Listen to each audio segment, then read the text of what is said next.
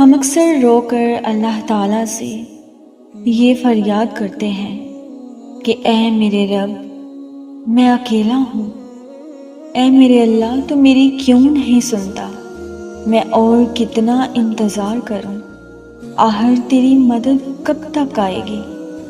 یا اللہ مجھے اتنا درد کیوں ہے،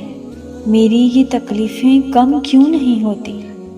تو سنو، اللہ تعالیٰ تو خود قرآن مجید میں فرماتا ہے کہ مایوس مت ہوں، بے شک میں تمہارے پاس ہی ہوں، سب کچھ سن بھی رہا ہوں اور دیکھ بھی رہا ہوں، اور جب مجھے کوئی پکارتا ہے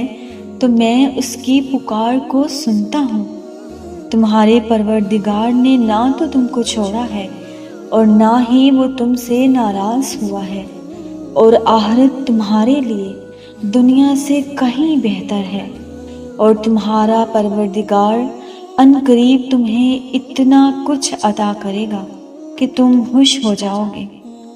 سنو، اللہ کی مدد ان قریب آنے والی ہے،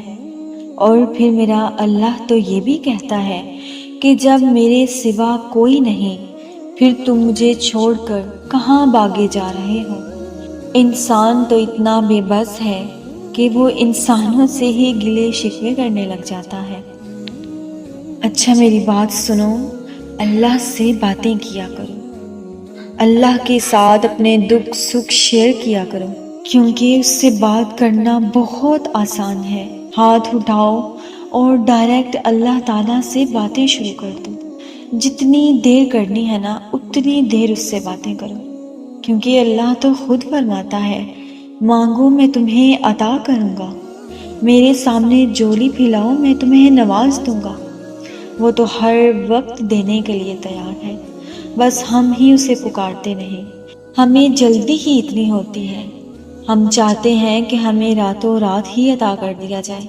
لیکن اللہ سے محبت تو وقت مانگتی ہے نا۔ بس تم 2 رکعت نفل پڑھ کر، کبھی تسبیح پڑھ کر،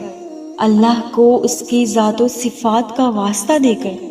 اس سے مانگ کر تو دیکھو، دیکھنا وہ سب کچھ تمہیں عطا کرے گا جو تمہیں آج ناممکن نظر آ رہا ہے۔ جب آپ تڑپ کر اللہ سے کچھ مانگتے ہیں نا اور پریشان ہو کر اس سے عرضیں اور فریادیں کرتے ہیں نا، اور اس سے کہتے ہیں نا میرے اللہ میں بہت پریشان ہوں، میرے پاس تیرے علاوہ کوئی نہیں ہے، اور اے میرے رب میں بری طرح ان آرزوؤں میں پھنس چکا ہوں، تو اللہ تو اتنا بڑا ہے، اللہ تو وہ سب عطا کر سکتا ہے، اس کے ایک کن کے اشارے پر یہ دنیا چل سکتی ہے اور رک بھی سکتی ہے،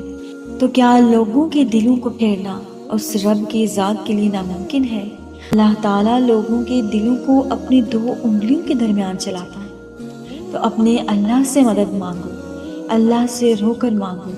کہ یا اللہ فلاں چیز مجھے عطا کر دے،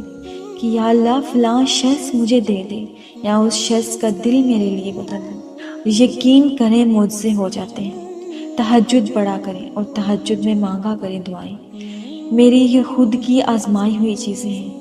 جب میں نے تہجد میں اللہ سے وہ مانگنا شروع کیا جو کہ ایک ناممکن چیز تھی، تو اللہ تعالیٰ نے مجھے وہ بھی ممکن کر کے دکھائی۔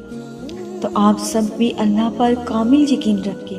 تہجد پڑھنا شروع کریں، اس سے مانگنا شروع کریں، وہ ان قریب آپ کی تمام چاہتے قبول کر لے گا انشاءاللہ۔ اور میری آپ سب کے لیے دعا ہے کہ اللہ تعالیٰ آپ کو دلی سکون عطا فرمائے، آمین یا رب العالمین۔